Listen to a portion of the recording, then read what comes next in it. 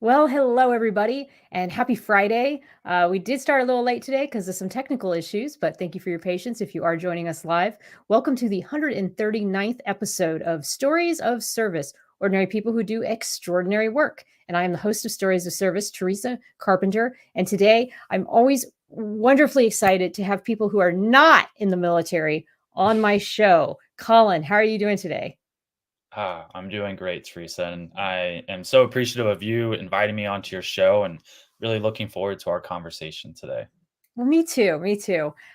You guys have probably noticed that I have on a lot of people that are in the healing space or the coaching space, and a lot of times those people, like the sex therapist that I had last, are not people who are in the military, but they're people who I've have found mostly through, obviously, well, actually all of them through social media, and they're people that inspire me and who put out content that I think I can share with this collective. And Collin Meeves is one of those people. So I'm going to read you guys a little bit about him and then we're just going to go into his story. But one of the things that really struck me about Collin is that he's a young guy who does coaching and does healing work, and we don't really see a lot of that. And the ways in which he tells stories, he really expresses a vulnerability and an emotional connection to his story and to the content that I just don't normally see, especially in men. And so I wanted to have him on and talk about how he does it, how he inspires others, and what he can offer you as well. He's been a coach in different capacities for over 15 years. After graduating high school in 2009, he started coaching basketball in high school. And along the way, he was introduced to CrossFit, which I am a huge fan of as well. And then he decided to pursue his degree in strength and conditioning and started coaching CrossFit. And he grew up in health and fitness and was introduced to the personal development and self-help space. And then he did the work himself, saw the benefit to him personally, and decided to help others to do the same thing. And then in 2020, after a culmination of personal experiences, he decided to move from coaching CrossFit to starting coaching business leaders. And since then, he has grown as a business owner and coach where he helps business owners uh, double their productivity so they can work less than 25 hours a week, which I think we all would want, so they can have more time for themselves and their families. That sounds like a big dream, actually. Collin lives in Southern California. I'm not sure if that's San Diego, but it might be, with his wife and daughter. And he loves spending time at the beach and doing coaching CrossFit in his free time. Welcome again. Yes, thank you so much. And just north of San Diego, I'm in between LA and San Diego, pretty much right in the middle.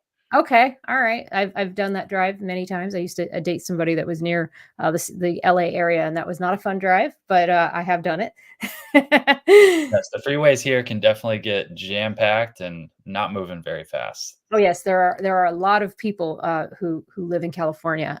That's why maybe a lot of people are moving from California and going elsewhere. But uh, yes, yes, I we many of us who are in the military have lived in San Diego, other places, especially the Navy, in those areas. But first off, were you born in Southern California? Is this where you were from? Yeah, so where I live is just one city over from where I grew up. I'm a homebody. No, I love it. I love it. So did you spend your early career in the fitness industry? Is that sort of where you started? For the most part, yeah. Like once I graduated high school, like I had mentioned, I started coaching at my high school and I played baseball there. So I just got into coaching baseball. That was like my first, probably like 3, 4 years out of high school while I was getting into college. And during Mhm. that time is when I got introduced to CrossFit and that. So basically around like 2021 is when I segued into the health and fitness realm. Okay. And what was it about CrossFit? Because there's all these different types of workouts out there, right? There's HIT, Yeah. there's Zumba. I'm of course naming all the things I've done and like, but there's dance class. But what was it about CrossFit that really drew you to that regimen? Yeah, this is a great question. And a couple things in particular. One, at the time I was still coaching baseball. I was also still trying to pursue my career in baseball, still playing. And I was Hmm. at a junior college here and ended up redshirting that year. So I got introduced to CrossFit through one of my coaches. And I thought, well, if I'm not going to be playing this year, might as well do CrossFit and stay in shape. So, Hmm. that was one of the things that drew me to it, and at the time so this is like 2010, 2011, CrossFit was still very, like, underground and also seen as very, like, intense, and Mhm. I was 20 years old, so I'm like, "Let's do this really hard thing."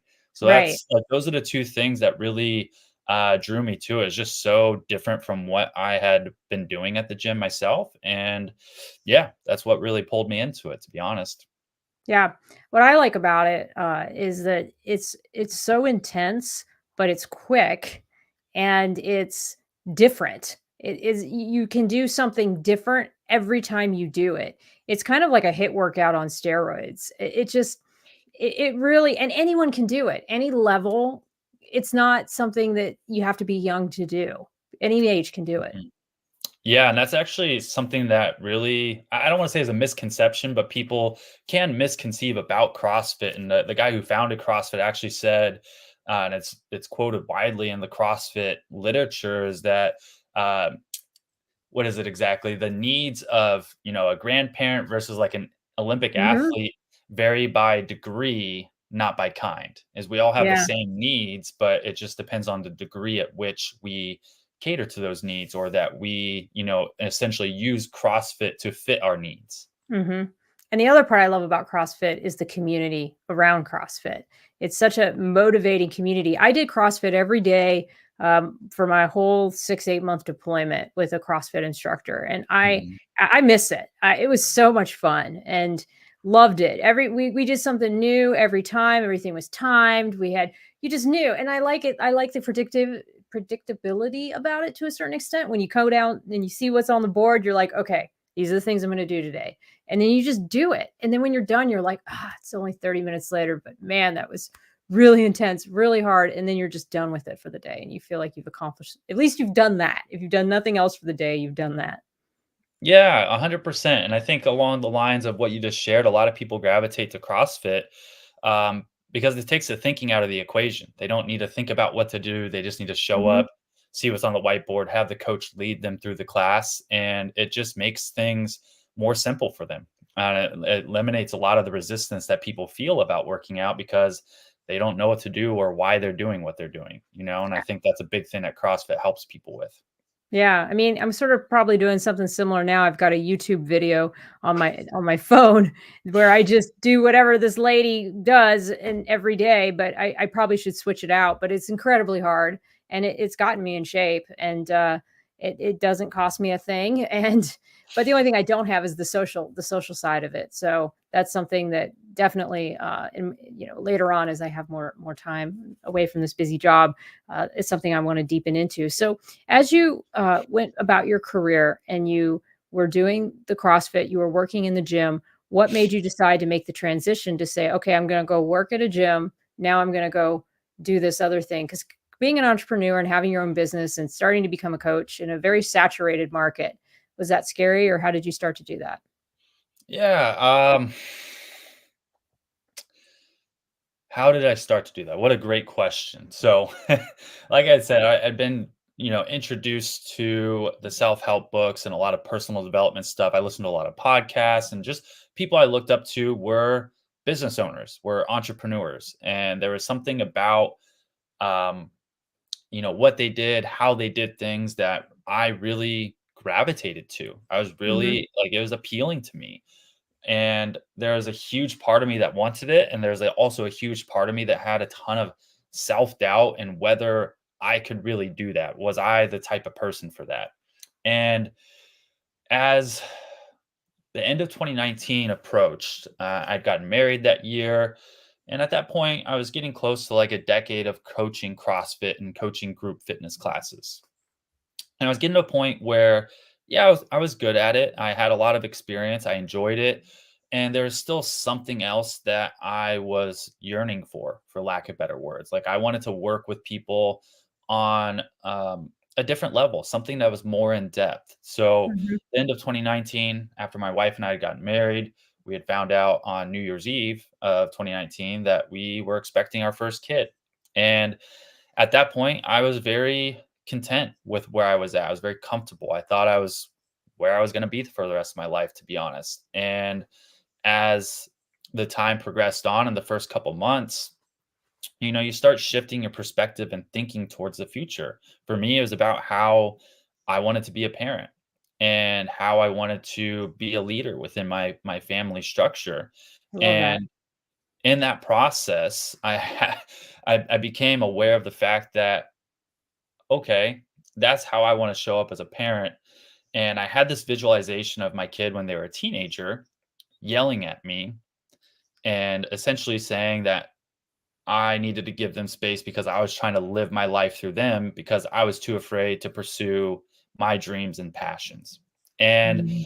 that was like a wake up call for me that, like, whoa, okay, I'm really not doing what I want to do, and there's something else out there that I really want to pursue. And that so happened to also time up with March of 2020 when everything became pure chaos. And yeah, the gym was shut down.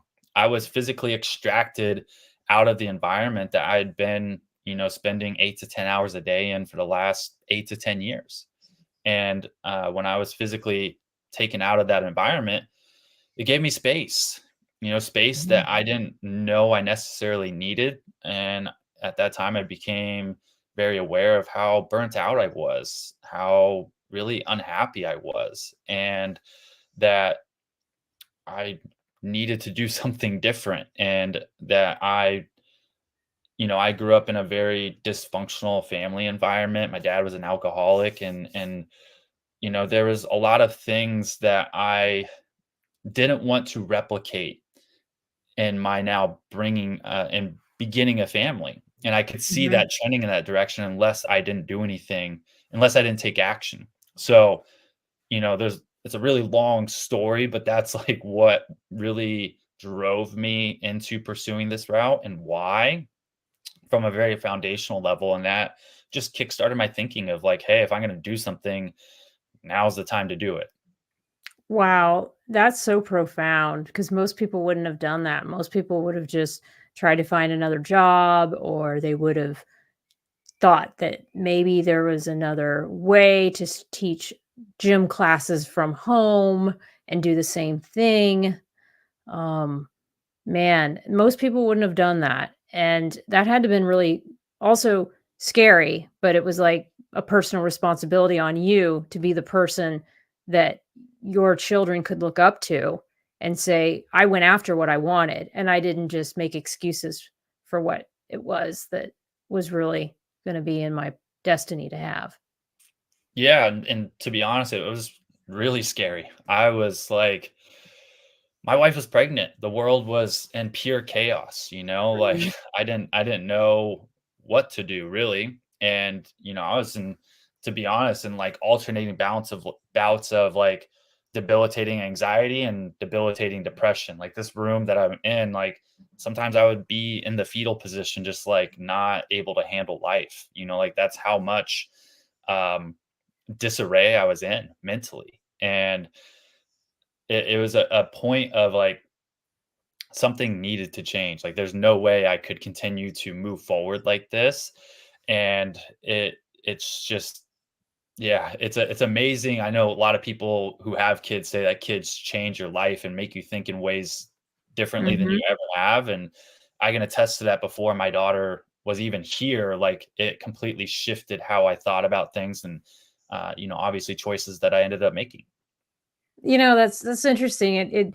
It's not the same, but it reminds me of something recently that I had to do because somebody stepped up to the plate and wouldn't put up with the behavior of somebody. And I had been putting up with the way a certain person had been treating me for a long time. But when I saw that somebody else was making their move about this thing, then it was like, "Oh, shit, I've gotta do something about this," and it gave me the motivation to say, "Okay, I'm going to do this thing that I'm really afraid to do," Hmm. and I think sometimes that's what we need. We need, like, that kick in the butt, and it sounds like the pregnancy was and the COVID, because it took you out of that rut or that day-to-day grind, that was all you knew, and that's what you were kept on doing, and that kinda like that hamster wheel that I think a lot of us are on, and Hmm. and then it made you reassess your priorities and say, "Okay, is this really what I want?" And so now you're at this, like, crossroads where you've gotta decide, and you've gotta get into this crazy coaching world that people don't even understand or know why people do it, or Like, how did you even like, did you just start following like mentors, or did you go, okay, I'm going to get a coaching certificate, or how did you do that? Yeah. Like I'd mentioned leading into the story, like there's a lot of people that I did follow and really looked up to that were entrepreneurs. They were leaders, Mhm. within the CrossFit realm. Like they had come from the CrossFit space, but they had in a way branched out and made their own coaching businesses. And I saw them do that. Like I was consuming their content on I see. Yeah. Instagram. Yeah. And, a couple people that stand out in particular. One, his name is Michael Caju, and the other person that I really followed closely was a guy named Mike Bledsoe.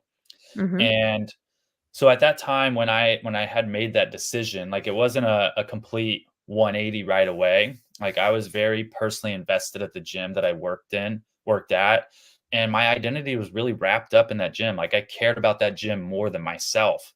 And I made the decision in like August of 2020 that I was going to start my own coaching business, but I stayed the rest of the year there and didn't actually start the business until 2021.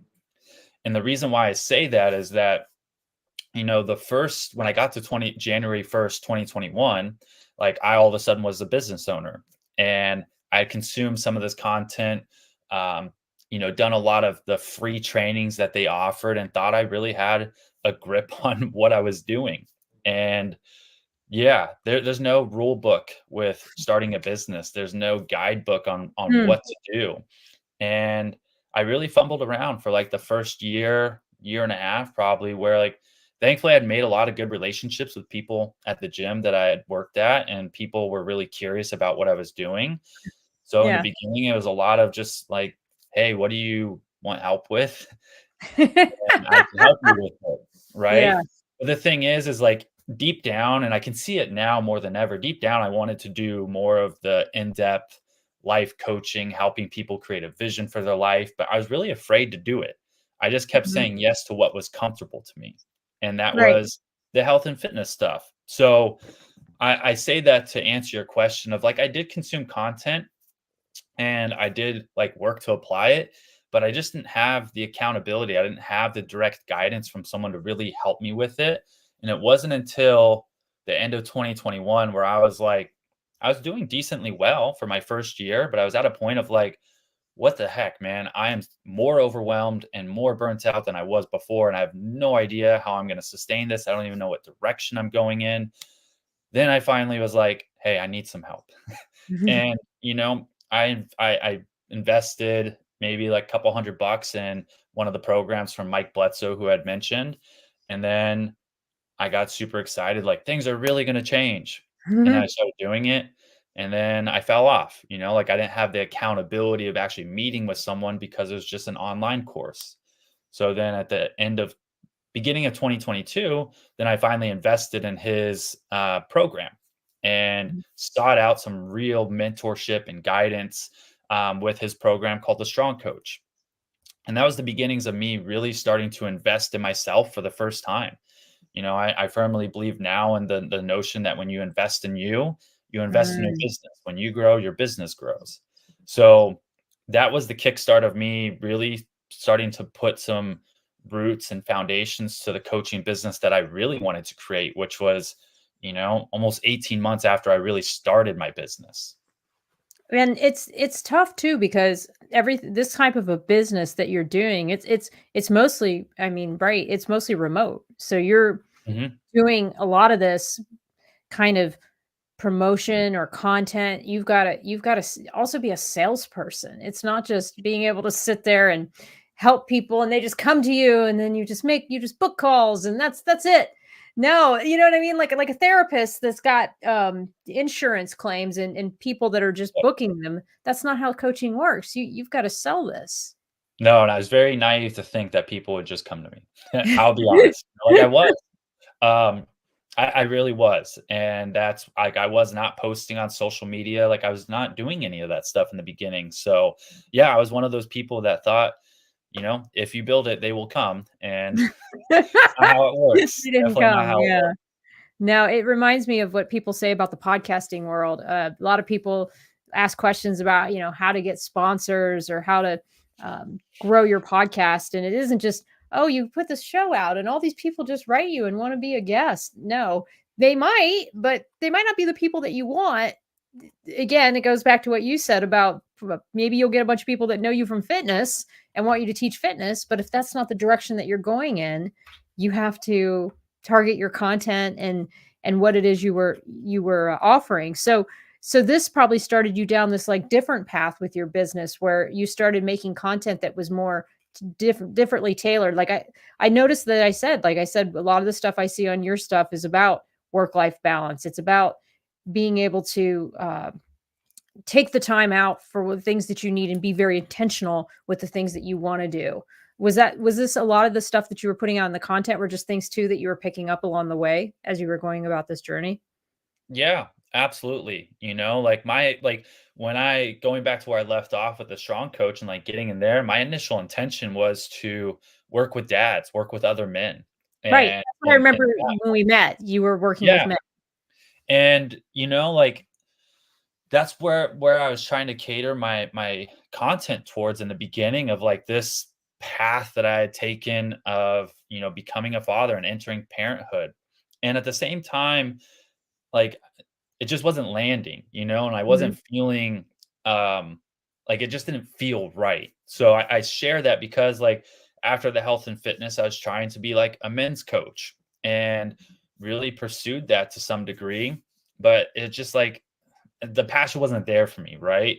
Mhm. And it wasn't until really like last year, March of last year, that I really started thinking about from this lens of like, mindset and productivity. And my journey through the first couple years of business ownership was just a mess, man. Like I got into starting a business to have more freedom and flexibility, and I had like the exact opposite of it, right? Mhm. Because I didn't know how to handle the freedom that came with it. Like my time was completely my own, which is what I wanted, but I was terrible at setting boundaries, not Mhm. necessarily just with other people, but with myself.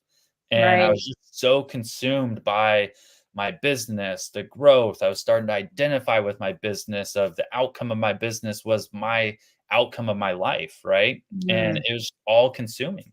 And I was maybe more miserable than I was before to some degree, right? So then I started really, yes, focusing my content on speaking to other business owners and just sharing what my journey was like, because there was a point where I'm like, why did I even do this? And Mhm. really thinking about, should I just go get a job working for someone else? Like at this point, it might be better off, right? And I'm glad I didn't, because otherwise I wouldn't be here speaking to you right now, most likely. Yeah. No, it's definitely worth it to stick with it too, because I can tell you everybody that I talk to about, I mean, this is similar to a lot of the people's journey when we retire or we separate from the Navy, whether or not we pursue entrepreneurship or we decide to go work for somebody else. And I think if you ask anyone, if people don't have a financial incentive to have to go work for somebody else, most of us want to go the entrepreneur route. But it is Mhm. also scary because like you said, your time is your own. And then you think, oh shoot, am I working enough on my business? Am I not working? Am I doing the right things to bring me to the point where I want to be? And it's really hard to get that right and to feel like you're doing the things that you should be doing. I get the same thing even about my podcast. Like I should probably be at more podcast conventions or networking with other podcasters. And then I just think to myself, no, I work full time and having a show once a week is about as much, and putting out content is it for now. But I know that if I wanted to make a go at this and be very serious and intentional with it, there's much more I would have to be doing. And so how do you balance that now? Hmm. It's a good question. And, if there's one thing I've learned is that like true balance doesn't exist, right? In the Right. beginning, I was trying to find this perfect balance, and I was making it a destination. And really, and why I start there is like balance, and I learned it best in the book called The One Thing. And he gives the example of a ballet dancer and what's called on point. And I'm probably butchering it to some degree because it's probably pronounced in a French way, but where they're Mhm. balancing on their toe.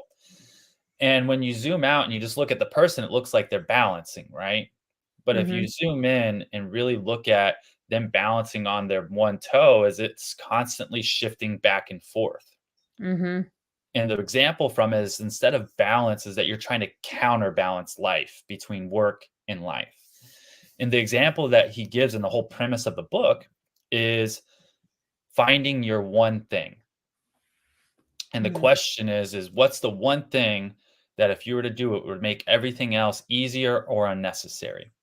And the formula that he gives for work-life balance is that work, especially if you're a business owner, is always gonna be out of balance because you're gonna be focusing most of your time and attention on your one thing, because that's the one thing that drives all the results, most of the Mm. results, and it makes everything else easier or unnecessary.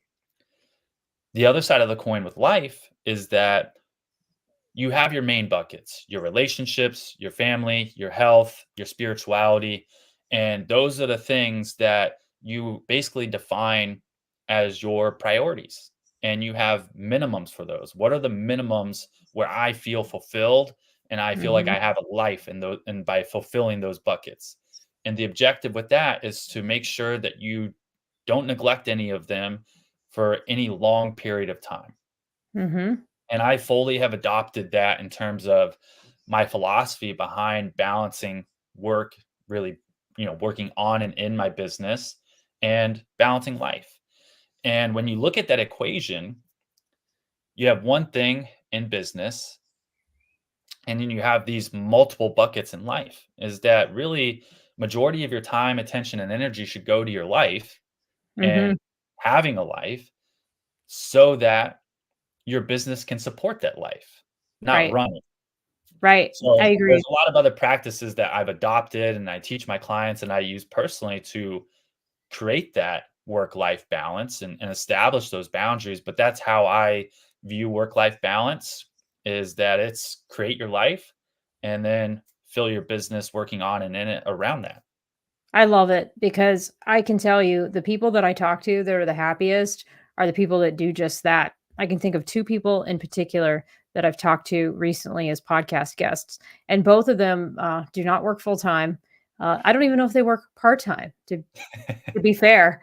I Yeah. I I think that they do. One told me that he just does sporadic speaking engagements and is pretty much retired, but still, has a best-selling book, and he promotes the crap out of it, and he does some of these engagements, and he comes on podcasts, and he's perfectly happy. And then the other guy does a lot of running and marathons and other things. And in both of these cases, I will say that I think they both are financially stable. So they're in Mhm. this place in life, which I would argue anyone can do. Anyone can live off half their income. I don't really buy it when people say that they can't do that. You have to start young in your 20s and you have to be very intentional about it. But I do believe that most people could be retiring in their 40s and their 50s and still Mhm. have the rest of their lives, especially with RVs and other things. There are ways to do this and to have the time that you would like to do the things that you need. And so I think that's, do you agree that you think that's part of it too, is designing a life that's intentional that way? 100%. Like, and that word intention is so important, right? It's like how intentional can you be? Not just in Mhm. your actions, but in your decision making, right? And it's said Mhm. in Atomic Habits to some degree. I'm not going to get the exact quote, but like every habit starts with a tiny decision. Mhm. And the reason why I go there is because it's exactly what I've done with my life. It's what I help my clients with is I help them create a 10-year vision for their life. Like, what do you really want for your Mhm. life in 10 years? And we work backwards from 10 years to, hey, what do you need to do in 3 years to get yourself closer to 10 years? Mhm. 1 year to get you closer to 3 and 10 years, and then 90 days to get you closer to 1 year, 3 year, 10 year. And when you're at 90 days, you essentially know what you should be doing now. And the reason why I share that framework is because it's one, been so impactful, but two, when you have that, you have all you need to make your decisions Mm. You because you do. have this centering question of, is this moving me closer to my goals and my vision? Yes or no?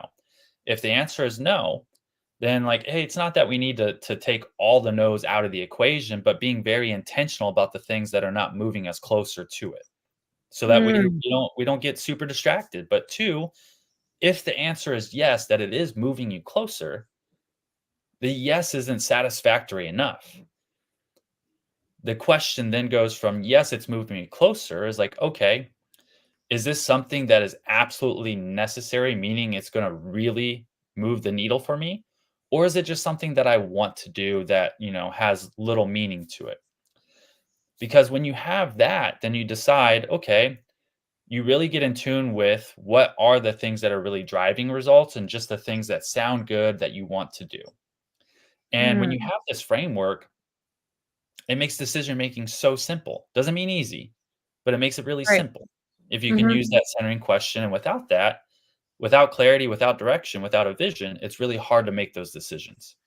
I agree. It is. It really is because I think that most of us, I mean, I can only speak for myself, I suppose, but it's like I have an idea of where I want to go, and I have a vision in my mind, and I think that all the little pieces that I lay, like I started this show 3 years ago, I knew that I was going to transition out of the Navy. I've been in for 28 years, so I thought at some point this show is gonna end, and I'm a person that likes to speak truth to power and speak up, and I knew that I was gonna eventually my rank was gonna butt heads with the powers that be, and that has now happened. So I'm not in any trouble, of course, and I'm going out in a wonderful way, but I can't go any further and still be the kind of person that I want to be. And I knew this was going to happen. Like I saw the writing on the wall as I was starting to advance and see how political things were, that this was the waters I was going to get into, and I had a decision to make. I was either going to go along to play along and work from the inside and never say anything publicly about anything I wanted to fix, or I was going to go down this path, which is I want to be an advocate and I want to be able to speak truth to power and I want to be able to have shows like this and help people. And this was the decision that I made. But it is what you're saying, and what I think you the way you help your clients, which I think is amazing, is having this thing laid out on paper, like really laid out in a formalized way. Now, of course, anything can change and you can change your mind. It's not set in stone, but it would be wonderful to have that thing that you're looking at. It's sort of like a roadmap of how you can what you can follow. Yeah, and the power of writing something out is one of the most powerful things, right? We can have all these things in our head if we want, but once we put it on paper, we're making it physical. We're already Hmm. putting it out into the world. People can call that manifestation. I know people have different views on what that is, but that's what it is, right? When you Hmm. break down the word, you are doing that. And one of the things that I help my clients do is I give them this 90-day action board, and this action board was what I was introduced to, and I've just continued to use it for my clients where it houses their 10-year goal, 3-year goal, 1-year goal, 90-day goals, what they should be doing this month and this week. And it's all on one Google sheet right next to each other: life, business, life, business, life, business. So you start seeing how these things parallel each other and support each other. And that Hmm. in and of itself is something that I view daily and that I encourage them to view daily so they see what they're working towards and remind them It's how accountability. important this thing is. What's Yeah. that? I said it's accountability, because then Yeah. you feel like kind of guilty if you're kind of slipping away from that, or you spend about 3 days on the couch watching Netflix. It's like, well, wait a second. Now we need to pivot and go towards some of these things that we said we were going to do. How hard is it for the clients that you have who, like me, have very busy and stressful full-time jobs that are unpredictable? When I'm sure you have a lot of clients in my place, and then but they have this passion or they want to do this other thing, and then they're sitting down and they're working with you and they're trying to do this stuff, but then oh yeah, that paying job that pays all the bills, that gets in the way of being able to do some of these things. Mhm. Yeah, and to be honest, all my clients are business owners that are like focused on their Oh, good. business entirely. I do have one client who's in the beginning phases of like building a contracting business, and um he's someone that is balancing and has been balancing like working for someone while trying to create this, right? And Right. ultimately, to answer your question, is even if it doesn't matter if they have a job and are trying to like pursue something else and make that their full-time thing, or they have a business. Life is life. Right. There's demands everywhere. And I say that not to push down one side over the other. Is like my business owner clients will tell me some of the same stuff of how they got so many things on their plate and it's hard for them to do what they know that they need to do or that they Right. want to do. Yeah. So, you know, in terms of that and how I approach that with them is, there's some grace and space to offer as well. Like, hey, I get it. I've been in your shoes before. I understand how this may seem challenging. And I come back to this statement often. A confused mind always says no. Hmm. Yeah. Is that if there's any sort of confusion, lack of clarity, because our minds, they're disordered and chaotic. That's what their natural state is. They crave organization and structure. Is that my answer to that would be is like, hey, we need not necessarily more clarity, but we need to really get clear on where to put our attention and energy. Hmm. Time is the vessel for your attention and energy. Now it's just like, okay, if you're not doing the things that you know that you need to do or that you want to be doing to build this side hustle or this business and Hmm. make it your full-time thing, it's not that it's easy, but it's Hmm. like, okay, how much time are you spending on your full-time job? How much time can you spend on building this side thing up? Right. And then over time, how can we slowly shift the scale over? Because a lot of times our mind will go to, well, I need to get to zero here and all my time here. And we forget Hmm. about all the small steps in between that we can just establish where, hey, what if we just start by taking 30 extra minutes and putting it over here Yep. Baby and steps. doing that for 90 days? Yeah. No, I love it. I love it. And I think that's a really great approach to how to do this. I mean, we have a lot of people who serve in the military and then they get out and they don't know who they are anymore. They don't have their identity. This has been, I mean, what you said about the gym is so similar to what I sense a lot of the veterans feel. Not just people like me, but even people that have done 4 to 8 years. It's really this sense of camaraderie and teamwork that you've had, and then you get out there and it's like, well, what do I do now? And there's a Hmm. lot of people who I think struggle with that. And then building a business is so risky because if you are younger and you have a family, you've got to work, and you don't just have this option of does this business not work? It has to work because there's a livelihood on the line. So that makes it stressful for people too. What would you say is like the number one thing they should do first when they're starting down this path of, okay, I want to start a business? What would you say, like looking back at your own story, what is the thing that you wish you had done first? Yeah. Oh God, this is a loaded question. So, um, you know, my first thing that I would say is like have a mentor, hire a coach, like have someone help you. Mm. Yep. Yep. 100%. Like I wish I would have hired a coach sooner. And I go back to what I said when I was talking about that is when you invest in yourself, you're investing in your business. Right, right. Yeah. When you grow, your business grows. And in the beginning, like I said, there's no rule book. There's no do this, then do that, and then do that. And that's where it's helpful to have someone who's done what you've done before Right. and seek help. The second thing that I would say is like that's like 1A and then 1B would be 100% make and write out a vision for your life. Yep. Because ultimately, everybody's a little bit different, but from my personal experience and what I hear from a lot of other business owners is you're getting into starting a business because you want control over your schedule and you want Mhm. time and financial freedom. Yep. I mean, that's the bottom line when most people start a business. Yeah, and it's pretty universal. It looks a little bit different to everybody depending Mhm. on what phase of life they're in or what Sure. their life looks like. But that's the question. Like that's it right there. What their life looks like. Mhm.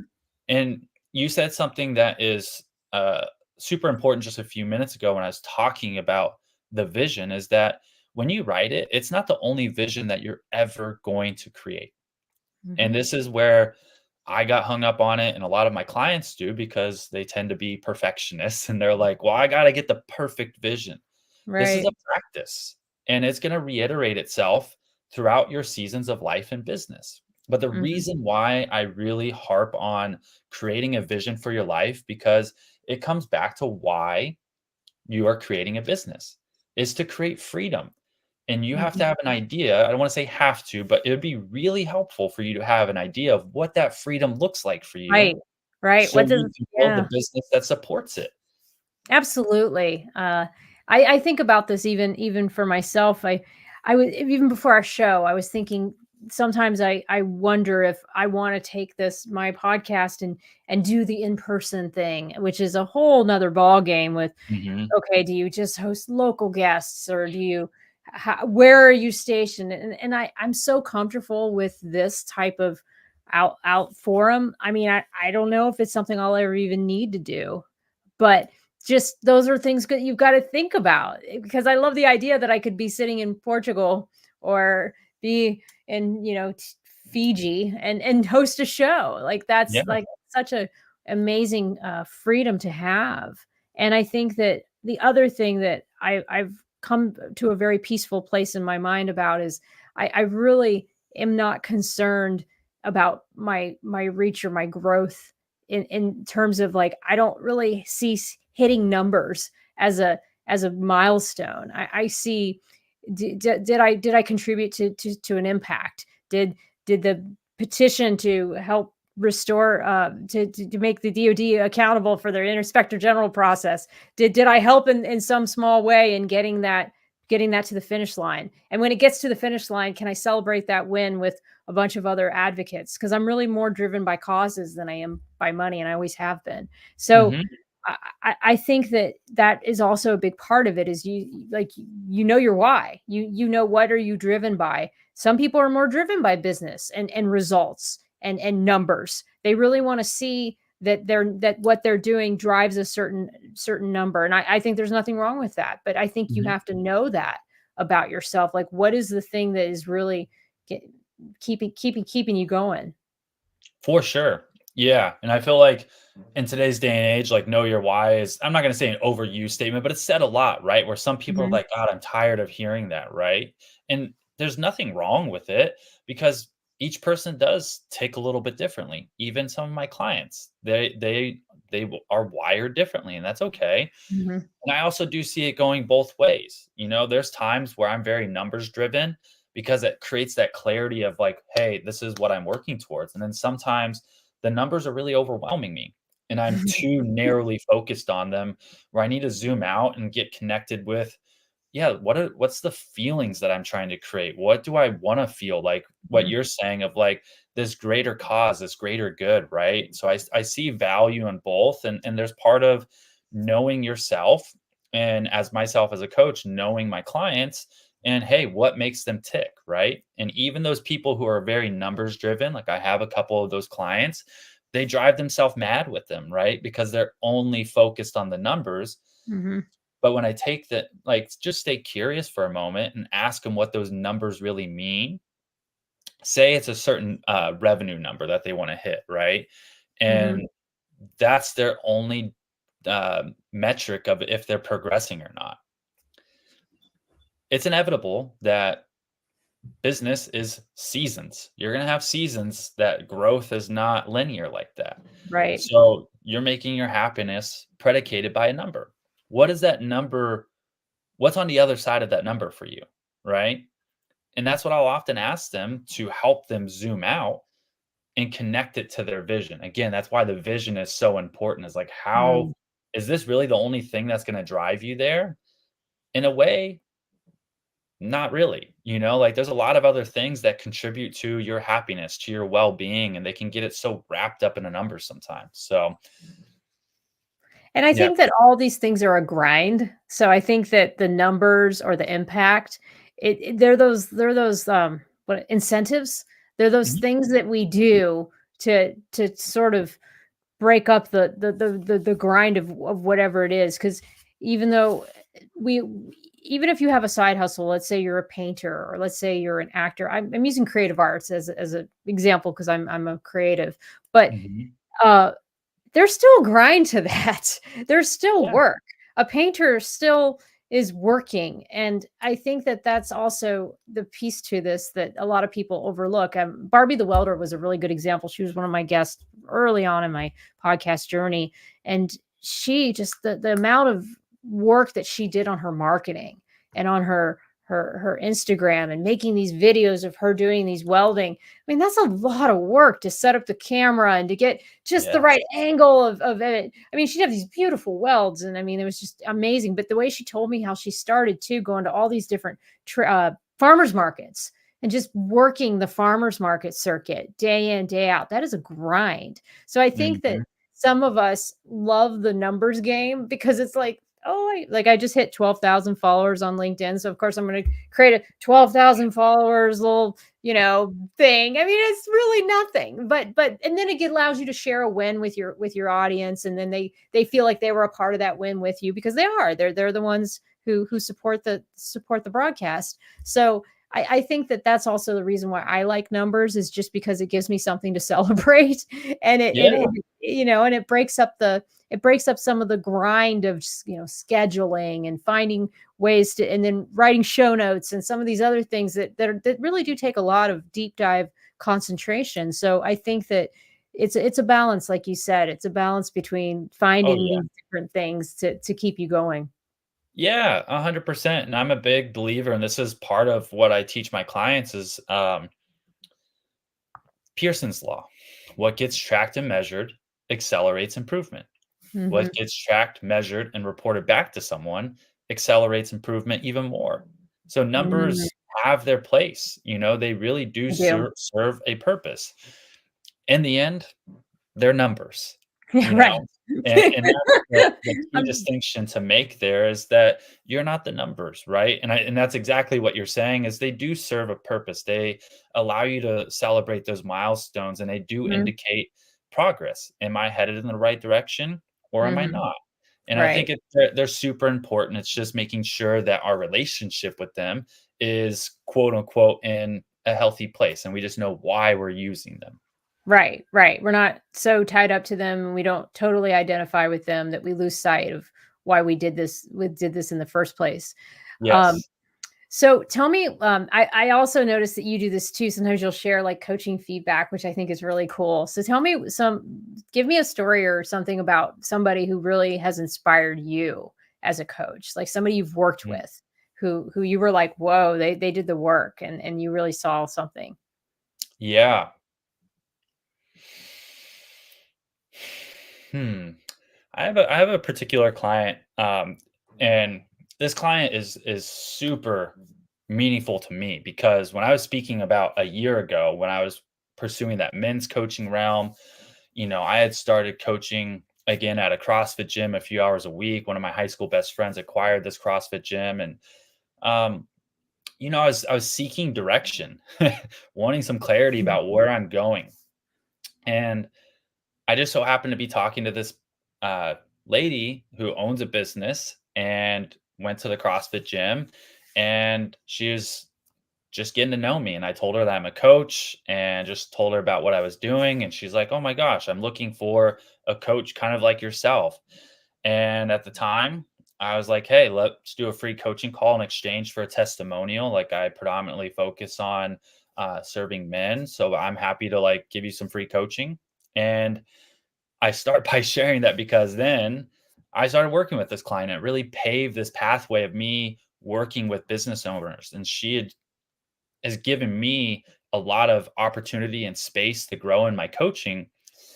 So I'm very grateful for that. But to see her transformation in just 1 year, it's been just over a year since we started working together. And when we started working together, she was basically at a point where her employees were like, "Hey, you need a coach. You need someone to help you not be so consumed by the business." And Mhm. so we started working together. And at that time, she was like working around the clock through the middle of the night, waking up, like her phone was under her pillow, like she was Oh, immediately getting on the phone. oof. Yeah. Yeah, And not and good.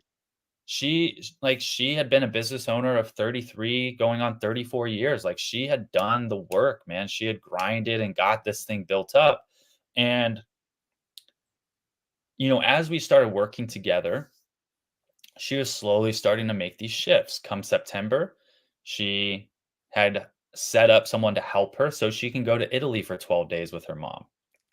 Then by the Nice. end of the year, around November, December, like, a huge thing I do with my clients is teaching them how to time block. And when I teach them Mhm. the time block, they put their personal stuff in first, their time off, their investments in their relationship, their health, their spirituality, Love and then that. they fit their business around it. And she had created a 10-hour work week within 9 months. Wow. And it was just phenomenal, and she's had a lot of, personal things in her life even in the last few months that have, like, anybody would go crazy handling much longer, trying to continue to be the spearhead of the business. And where she sits now, like, she's working a handful of hours each week, like, that she has to do the work in, and that's it. And it's been super inspiring for me, one, um, because she's given me so much opportunity to grow as a coach myself, and Right. to see how much I've learned from her in the process of being a business owner. And she's done 34 years of it, so what I'm experiencing in the first 3 to 4 years is totally normal, right? And it's Mm, just been so inspiring to see her. She's a grandmother of, I forget exactly how many grandkids that she has, but she has a son with epilepsy, and that's been a huge thing in the last few months, that she's been helping him get the care that he sure. needs so he can just enjoy and like live his life. And she's in a place now where she's getting her business organized, set up along with her life. So now she's pursuing her second path of starting a second business. And she's almost 62 and not slowing down. And I love I working love with her. it.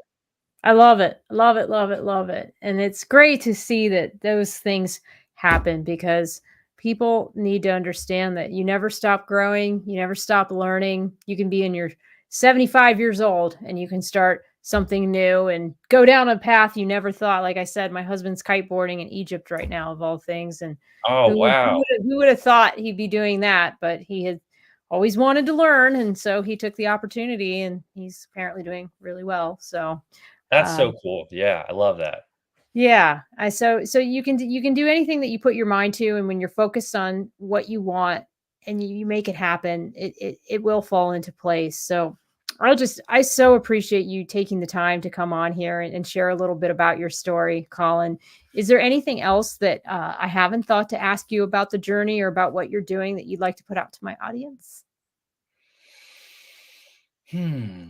No, I feel like we hit a lot of the major points in the journey, of my own personal journey. And I've had a great time talking with you, and I've appreciated your questions. And like I said in the beginning, I'm so appreciative of you reaching out and inviting me onto your show, and having this conversation. This was a ton of fun.